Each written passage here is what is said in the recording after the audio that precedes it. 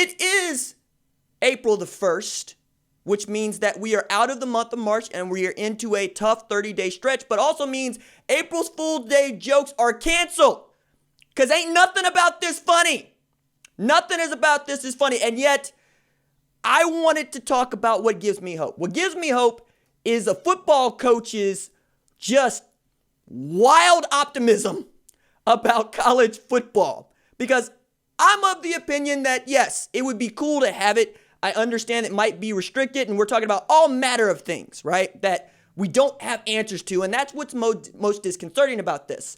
But Lincoln Riley does not believe what Kirk Herbstreit believes, which is that he would be shocked if there was a college football season this year. I have not wanted to really talk about this at length because at the time that Kirk Herbstreit said this, China was still planning to put basketball back on the menu this month, and now they have since indefinitely delayed that, not given a timetable, trying to give themselves some room because they don't want to be another league that had to stop playing because of the virus, right?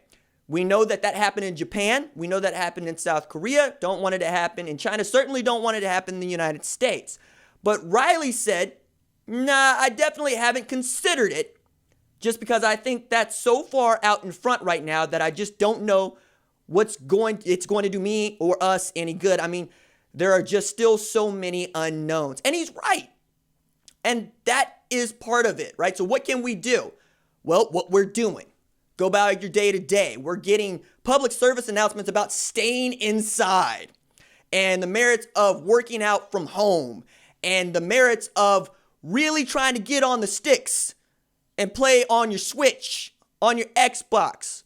We're seeing streaming at an all-time high, increase of 34% over the last week. We're seeing more people go to the internet, go to the radio, to have some community, to really be able to socially distance, but also be able to talk with each other.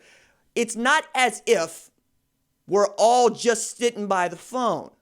We have so many ways to communicate. We have so many ways to speak. We have so many ways to try to work this out. We're figuring out more about each other's homes than we've ever seen before. And we're also trying to work through this economic crisis where we're seeing millions of people are out of work. We're seeing thousands of restaurants are up against it and just trying to stay afloat. Some have already shuttered their doors because they can't afford the losses. We're going to see more bankruptcy filings, and this is all down the road. But the thing that gives me hope is football. I love college football.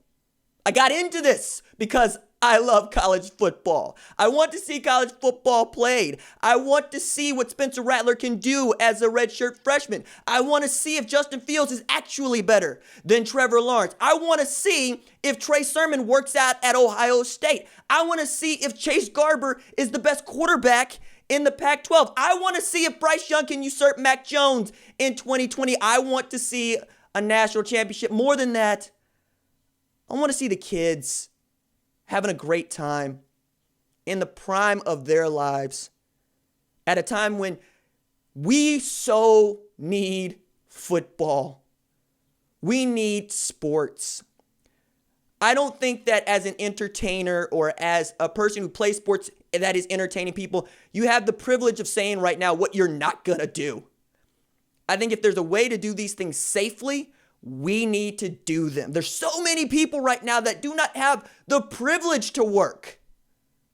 You know, I am busting my butt trying to put together good shows because I have the privilege of working. I have the privilege of doing what I love for a living at a time when not a whole lot of people get to do that, including the athletes that I've come to admire.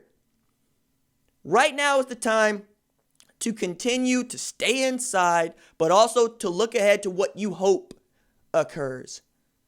It's okay to be in reality. It's okay to acknowledge what is not going to happen in April. What probably shouldn't happen in April, like WrestleMania, like the UFC, like the NFL draft, because we are in a global crisis. And some of these things are unseemly.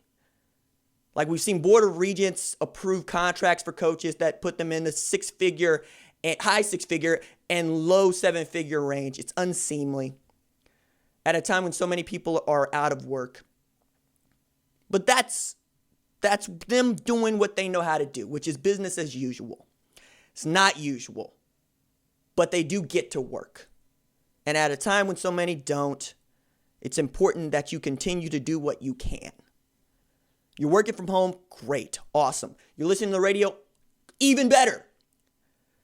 But I believe that looking forward to the fall is what you can do right now.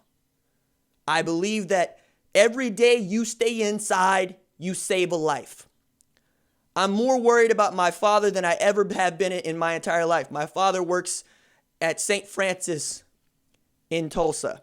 Every day he goes to work and he tries to facilitate the transfer of valuable medical equipment and valuable medical assets, tests, and he's responsible for so much and the logistics of so much. And then he goes home to my mom, who is in this particular age range where so many are affected. And both of my parents, boomers, both of my parents have lived through so much, and I'm more worried about them than I ever have been. Two resilient people, two people that raised, I think, an outstanding baby sister of mine who works in the medical industry. I have hope, though, because my dad knows how to work just like you know how to work, just like he taught me how to work. We are all in this. We are all connected. Shout out to executive producer of my show, Patrick Masick, and his wife, Dr. Lisa Masick, who are doing yeoman's work as well.